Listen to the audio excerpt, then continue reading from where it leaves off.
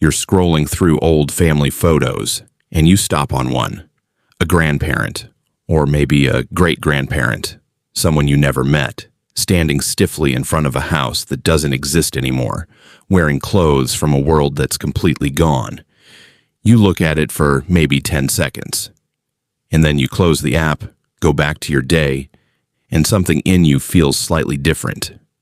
Steadier somehow, a little more capable of handling whatever you were dreading 5 minutes ago. That's not nostalgia. That's not sentimentality. That's a measurable psychological effect, and researchers have a name for it. In 2011, the psychologist Peter Fischer, along with colleagues at universities in Graz, Berlin, and Munich, published a study in the European Journal of Social Psychology that set out to test something oddly specific. Does simply thinking about your ancestors change how you perform right now on tasks that have nothing to do with them? Across 4 separate studies, Fisher's team asked participants to spend a few minutes thinking about their grandparents or great-grandparents, imagining their daily lives, their jobs, their struggles, even if the participants had never actually met them and had to invent the details entirely. A comparison group was asked to think about something neutral instead, often something as mundane as their last trip to the grocery store. Then everyone completed a series of intelligence and problem-solving tasks. The ancestor group didn't just feel more confident going in, though they did report higher expected performance. They actually performed better, consistently across multiple versions of the experiment. Simply spending a few minutes thinking about people who came before you measurably improved how you solved problems immediately afterward. Fisher and his colleagues called it the ancestor effect. And the explanation isn't magic.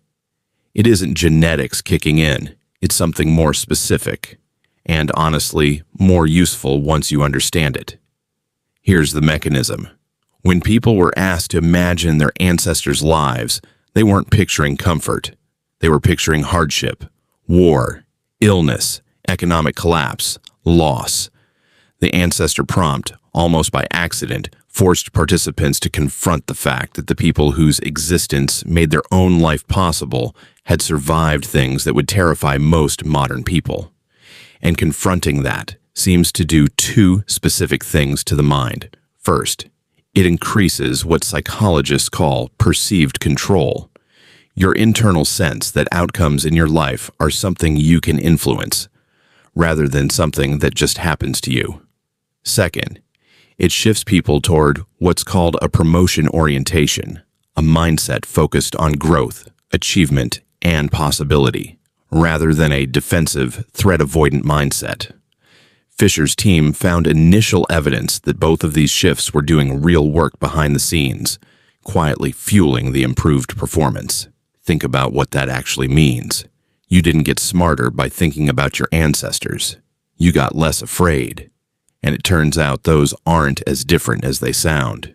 There's a useful contrast here, one that makes the ancestor effect even more interesting. Researchers studying terror management theory, including a well-known study by Ava Jonas, Jeff Schimmel, Jeff Greenberg, and Tom Pischinsky, looked at what happens when people are reminded of their own mortality instead of their ancestry. Thinking about your own death, it turns out, also changes behavior, but usually by making people cling more tightly to their existing worldview, defend their in-group more aggressively, and become more rigid, not more capable. So here's the distinction worth sitting with. Being reminded that you will die tends to make people defensive. Being reminded that people before you already survived far worse tends to make people expansive. Same general category, thinking about mortality and the passage of generations, but pointed in almost opposite psychological directions. One narrows you, the other seems to open you up, which brings us back to that old photo. A photo of an ancestor isn't just a picture, it's a compressed reminder of an entire life that absorbed real difficulty and kept going long enough to eventually produce you. You don't need to know the details. You don't even need the photo to be accurate or the story behind it to be fully true. Fischer's own studies had participants inventing most of the details about relatives they'd never met, and the effect still held. The invented hardship was enough. What mattered wasn't historical accuracy. What mattered was the act of situating yourself at the end of a long chain of people who had already gotten through things. This connects to a separate but related body of research, one that didn't set out to study ancestors at all, but ended up finding something remarkably similar. In the early 2000s, the psychologists Robyn Fivush and Marshall Duke at Emory University developed something called the Do You Know scale, a set of questions measuring how much children knew about their family's history. Where did your parents meet? What happened when your grandmother got sick? Did someone in the family go through something really hard and make it out the other side? What they found surprised even them. Children who knew more of these family stories, particularly the difficult ones, showed significantly higher resilience, better emotional regulation, and a stronger sense of control over their own lives. It wasn't the happy family stories that mattered most. It was knowing that the family had faced real trouble and survived it. Put Fischer's lab experiments next to Fivush and Duke's family research, and a clear pattern emerges. It isn't the specific facts about your ancestors that help you. It's the structural knowledge that you exist at the far end of an unbroken line of people who encountered real difficulty and did not stop there. That knowledge, even in fragments, even partly invented, seems to function as a kind of psychological ballast. This reframes something you've probably underestimated. That impulse to scroll through old family photos, to ask a grandparent about their childhood, to sit through a slightly too long story about a great-uncle you never met, isn't idle curiosity. It might be one of the more effective and completely free tools available for handling stress that modern psychology has only recently started to take seriously. And this matters more now than it used to for a reason that's easy to miss. Fewer people than ever grow up hearing these stories organically. Extended families are more geographically scattered.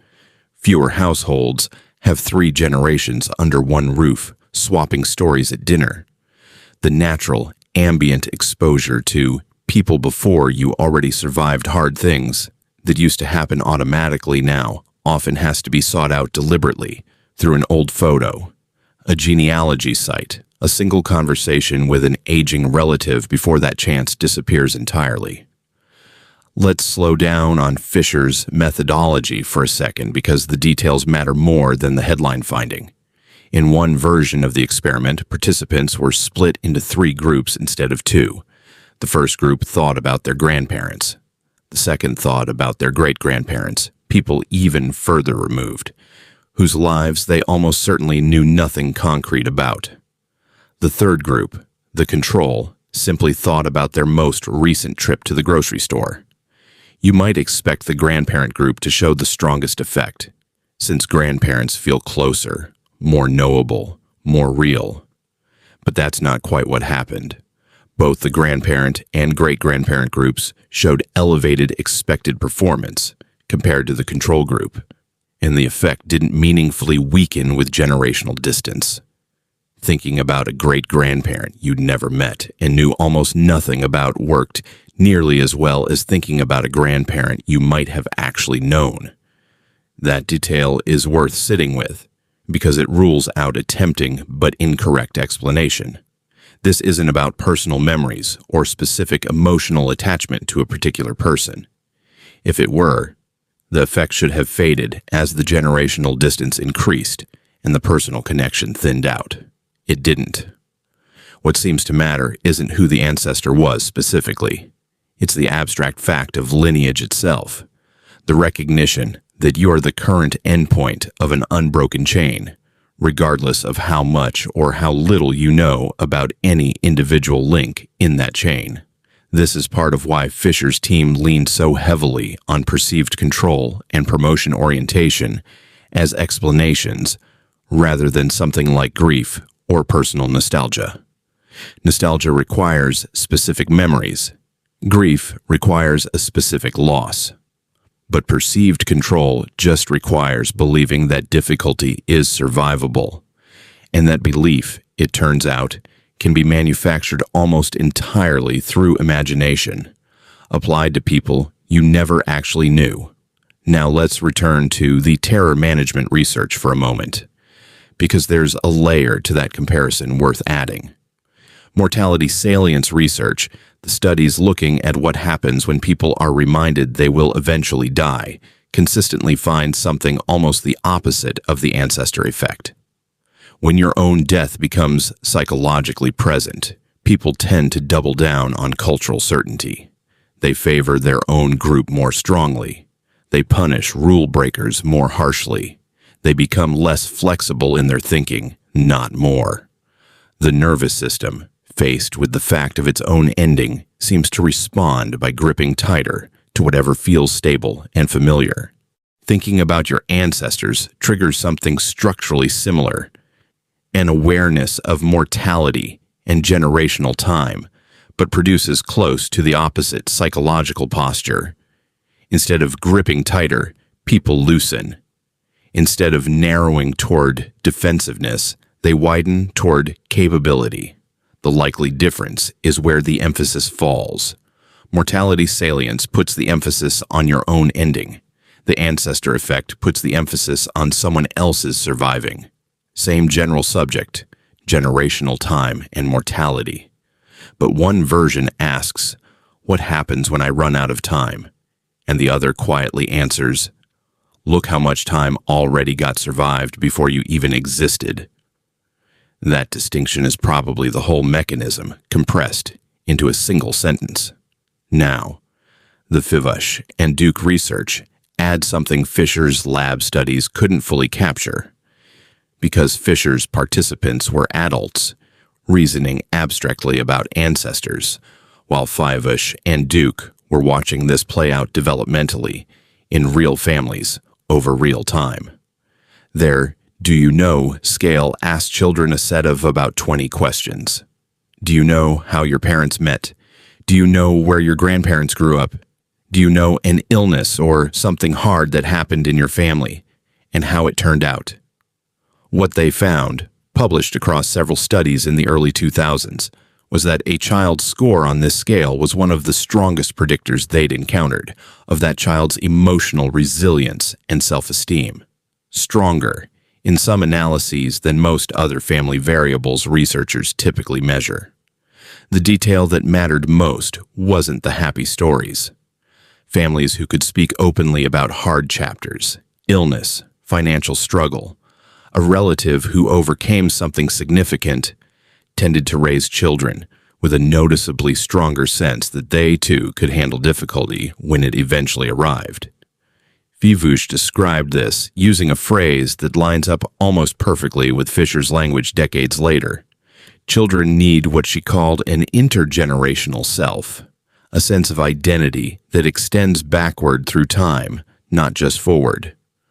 Put simply, knowing your family survived hard things seems to function as evidence, submitted directly to your own nervous system, that hard things are survivable in general.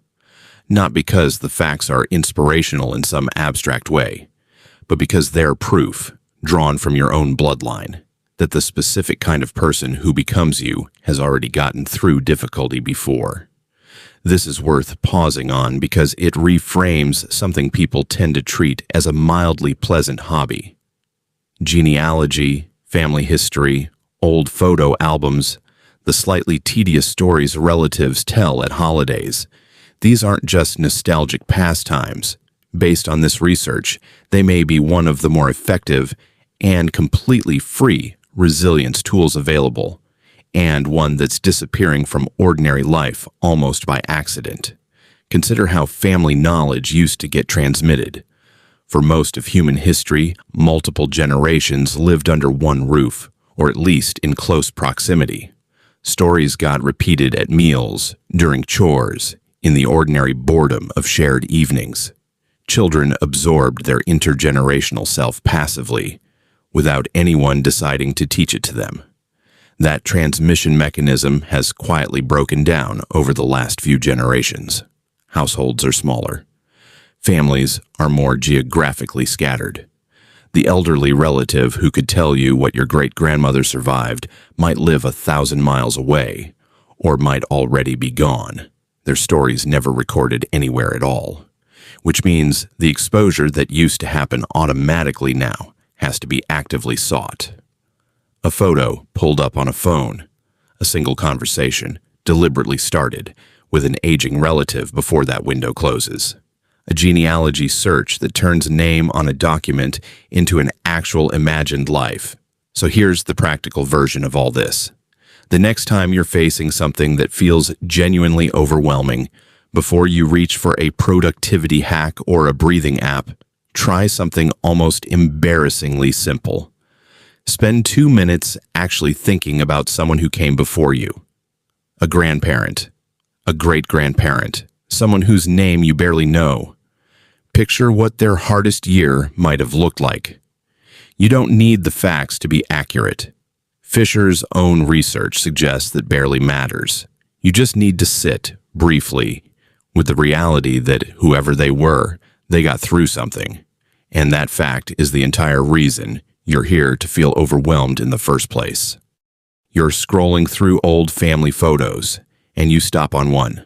A grandparent, or maybe a great-grandparent, someone you never met, standing stiffly in front of a house that doesn't exist anymore. But this time, you don't just glance and scroll past. You let yourself sit with it for a moment longer, and you borrow just briefly a little of whatever it was that got them through.